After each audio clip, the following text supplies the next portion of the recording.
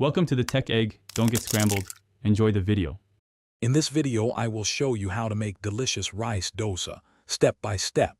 First, let's prepare our ingredients. You'll need 2 cups of raw rice and 1/2 cup of ured dal.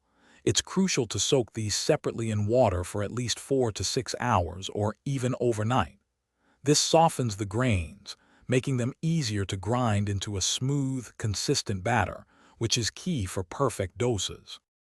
Once soaked, drain the water and grind the rice and dal separately or together into a very smooth batter.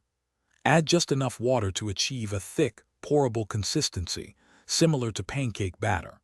Transfer the batter to a large bowl, cover it, and let it ferment in a warm spot for 8 to 12 hours.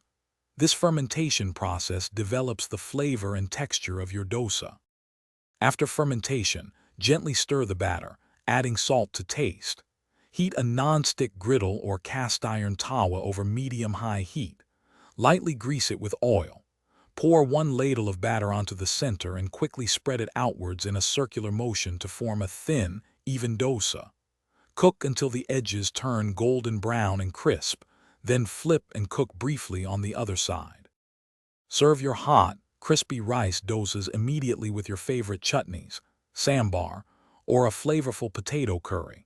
You can also get creative by adding fillings like spiced potatoes, cheese, or finely chopped vegetables for a different twist.